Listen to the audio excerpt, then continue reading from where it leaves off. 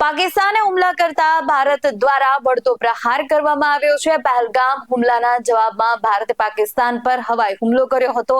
બાદ ફરી એકવાર પાકિસ્તાનની અવરજંડાઈ સામે આવી છે। પાકિસ્તાને 8 અને 9 મે મોડી રાત્રે અને વહેલી સવારે હુમલા કર્યા, જે તમામ હુમલાનો જડબાતોડ જવાબ ભારતીય સેનાએ આપ્યો છે। ચાલો જાણીએ સમગ્ર હુમલાનો વળતો જવાબ શું હતો અમારા ખાસ અહેવાલમાં। જય હિન્દ। BS9 TV ન્યૂઝમાં હું છું આપની સાથે જાસ્મીન। પાકિસ્તાને પણ જમ્મુ અને કાશ્મીર સરહદે ભારે તોપમારો કર્યો। નિયંત્રણ રેખા પર આવેલા ગામોમાં ભારે નુકસાન થયું છે। ઘણા લોકો માર્યા ગયા અને કેટલાક મકાનો ધ્વસ્ત થયા છે। ભારતીય સેનાએ જણાવ્યા પ્રમાણે 8 અને 9 મેની આખી રાત પાકિસ્તાને પશ્ચિમી સરહદ પર હુમલા કર્યા હતા। ભારતીય સેનાએ કહ્યું કે પાકિસ્તાને કેટલાક ડ્રોન હુમલા કર્યા, જેને નિષ્ફળ બનાવવામાં આવ્યા હતા। પાકિસ્તાનના નિષ્ફળ હુમલાઓનો ભારતે યોગ્ય જવાબ આપ્યો છે। ભારતીય વાયુ સંરક્ષણ પ્રણાલીએ પાકિસ્તાનના મિસાઇલો અને ડ્રોનને હવામાં જ તોડી પાડ્યા। પાકિસ્તાન દ્વારા કરવામાં આવી રહેલી ઉશ્કેરણીજનક કાર્યવાહીને ધ્યાનમાં રાખીને ભારતીય નૌકાદળે કરાચી બંદરને નિશાન બનાવ્યું અને તેના પર મોટો હુમલો કર્યો। પાકિસ્તાનના નિષ્ફળ હુમલાઓનો ભારતે જે રીતે જવાબ આપ્યો અને ભારતીય વાયુ સંરક્ષણ પ્રણાલીએ પાકિસ્તાનના મિસાઇલ અને ડ્રોનને હવામાં જ તોડી પાડ્યા। જમ્મુના ઘણા વિસ્તારોમાં પાકિસ્તાન તરફથી ગોળીબાર પણ કરવામાં આવ્યો હતો, જેનો ભારતીય સેનાએ યોગ્ય જવાબ આપ્યો। સાથે જ પાકિસ્તાનના નિષ્ફળ હુમલાઓનો યોગ્ય જવાબ આપી ભારતે ફરી એકવાર સ્પષ્ટ કર્યું છે કે દેશની સાર્વભૌમત્વ સાથે કોઈ સમાધાન કરવામાં આવશે નહીં। ભારતના ઓપરેશન સિંદૂરથી નારાજ પાકિસ્તાન દ્વારા 8 અને 9 મેની આખી રાત સરહદ પારથી કરવામાં આવેલી ઉશ્કેરણીજનક કાર્યવાહીનો ભારતીય સેનાએ યોગ્ય જવાબ આપ્યો છે। ગુરુવારે સાંજે જમ્મુના સરહદી વિસ્તારોમાં પાકિસ્તાન દ્વારા છોડવામાં આવેલી ઓછામાં ઓછી 8 મિસાઇલોને ભારતની સંરક્ષણ પ્રણાલી દ્વારા હવામાં જ સફળતાપૂર્વક તોડી પાડવામાં આવી। ભારત સરહદ પર પાકિસ્તાનની દરેક કાર્યવાહીનો યોગ્ય જવાબ આપતું જોવા મળ્યું। ભારતની સંરક્ષણ પ્રણાલીએ પાકિસ્તાન દ્વારા કરવામાં આવેલા ડ્રોન હુમલાને યોગ્ય જવાબ આપ્યો અને તેને હવામાં જ નષ્ટ કર્યા। સંરક્ષણ સૂત્રોના જણાવ્યા અનુસાર સાંબા, RS-પુરા, અરન્યા અને સતવારી જેવા વિસ્તારોને નિશાન બનાવતી વખતે પાકિસ્તાને સસ્તી રોકેટ ટેકનોલોજીનો ઉપયોગ કર્યો હતો, જે આતંકવાદી સંગઠન હમાસની વ્યૂહરચના સાથે મેળ ખાય છે। બધી મિસાઇલોને વાયુ સંરક્ષણ પ્રણાલી દ્વારા સમયસર ટ્રેક કરવામાં આવી હતી અને સુરક્ષિત રીતે નાશ કરવામાં આવી। ભારતીય સેનાની આ સતર્કતા અને ઝડપી કાર્યવાહીથી માત્ર જાનમાલનું મોટું નુકસાન જ નથી ટળી શક્યું, પરંતુ એ સ્પષ્ટ થયું કે ભારતની હવાઈ સંરક્ષણ પ્રણાલી કોઈ પણ ખતરાનો સામનો કરવા માટે સંપૂર્ણપણે સક્ષમ છે। જેસલમેર અને બાડમેર વિસ્તારોમાં પાકિસ્તાન દ્વારા સતત ગોળીબાર અને તોપમારા બાદ મુખ્યમંત્રી ભજનલાલ શર્માએ ગુરુવારે મોડી રાત્રે મુખ્યમંત્રી કાર્યાલયમાં ઉચ્ચ સ્તરીય બેઠક યોજી। આમાં મુખ્યત્વે વર્તમાન પરિસ્થિતિ અને રાજ્ય સંબંધિત તૈયારીઓ પર ચર્ચા કરવામાં આવી હતી। આ બેઠકમાં મુખ્ય સચિવ, ગૃહ સચિવ, પોલીસ મહાનિર્દેશક અને વિવિધ વિભાગોના વરિષ્ઠ અધિકારીઓ હાજર રહ્યા હતા। રાજસ્થાનના જેસલમેરના રામગઢમાં વહેલી સવારે ડ્રોન હુમલાનો ફરી એક પ્રયાસ થયો। આ પ્રયાસ સવારે 4:30 વાગ્યાની આસપાસ કરવામાં આવ્યો હતો। આ હુમલો BSF વિસ્તાર પર થયો। ભારતીય વાયુસેના સંરક્ષણ પ્રણાલીએ સમયસર ડ્રોનને તોડી પાડ્યું। સરહદી વિસ્તાર રામગઢ હજુ પણ નિશાન પર છે અને રામગઢને જેસલમેરનો સૌથી સંવેદનશીલ વિસ્તાર માનવામાં આવે છે। ત્યારબાદ ગુજરાતની વાત કરીએ તો જામનગરમાં પાકિસ્તાનના હુમલા બાદ સરહદી વિસ્તારમાં સતર્કતા જોવા મળી રહી છે અને દરિયામાં ગયેલા માછીમારોને બંદર પર પરત આવી જવા સૂચના આપી છે।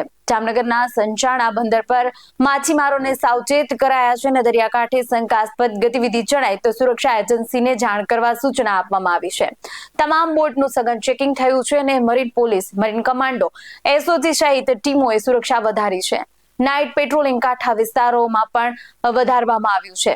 સાથે જ સુરતના દરિયા કિનારે પણ પોલીસનું મેગા સર્ચ ઓપરેશન હાથ ધરાયું છે। સુરતની તમામ પોલીસ ટીમને એલર્ટ રહેવા આદેશ અપાયા છે। પોલીસ કમિશનરે તમામ ટીમને એલર્ટ રહેવાનું પણ જણાવ્યું છે। ભારત અને પાકિસ્તાન વચ્ચે ચાલી રહેલા તણાવને ધ્યાનમાં રાખીને મુંબઈમાં જાહેર સ્થળોએ પોલીસને એલર્ટ રાખવામાં આવ્યા છે અને મુંબઈના ગેટવે ઓફ ઇન્ડિયા અને તાજ હોટલ પર પોલીસ એલર્ટ મોડ પર છે। મુંબઈમાં ઘણા જાહેર સ્થળોએ સુરક્ષા વધારી દેવામાં આવી છે। તણાવને ધ્યાને રાખી મુંબઈ પોલીસે તમામ પોલીસ કર્મીઓને નવી રજાઓ આપવા પર પ્રતિબંધ મૂક્યો છે। ભારતના વળતા હુમલાથી પાકિસ્તાન હચમચી ગયું છે. પાકિસ્તાનની ઉશ્કેરણીજનક કાર્યવાહીના જવાબમાં ભારતે પાકિસ્તાન પર સંપૂર્ણ હુમલો કર્યો અને તેને ઘૂંટણીએ પાડી દીધું છે. ભારતે પીઓકેના લાહોર, ઇસ્લામાબાદ, કરાચી, સિયાલકોટ, બહાવલપુર, પેશાવર અને કોટલીમાં ઝડપી જવાબી કાર્યવાહી કરી પાકિસ્તાનને યોગ્ય જવાબ આપ્યો છે. પાકિસ્તાન દ્વારા પઠાણકોટ એરબેઝને નિશાન બનાવી મિસાઇલ અને ડ્રોન હુમલા કરવામાં આવ્યા હતા, પરંતુ ભારતીય વાયુ સંરક્ષણ પ્રણાલીની ઝડપી અને અસરકારક કાર્યવાહીએ તમામ હુમલાઓને નિષ્ફળ બનાવ્યા. પાકિસ્તાનની ડ્રોન સુદર્શન ચક્ર સામે ન ટક્યા. પાકિસ્તાન દ્વારા છોડવામાં આવેલ તમામ મિસાઇલો અને ડ્રોનને ભારતની અત્યાધુનિક હવાઈ સંરક્ષણ પ્રણાલી, ખાસ કરી S-400 સુદર્શન ચક્ર પ્રણાલી દ્વારા હવામાં જ તોડી પાડવામાં આવ્યા.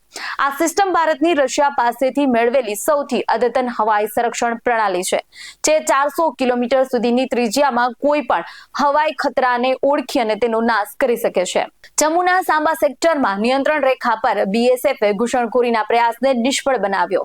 BSFની કાર્યવાહીમાં 7 આતંકવાદીઓ માર્યા ગયા છે. માહિતી અનુસાર દેશના 10 થી 12 આતંકવાદીઓ ઘૂસણખોરીનો પ્રયાસ કરી રહ્યા હતા.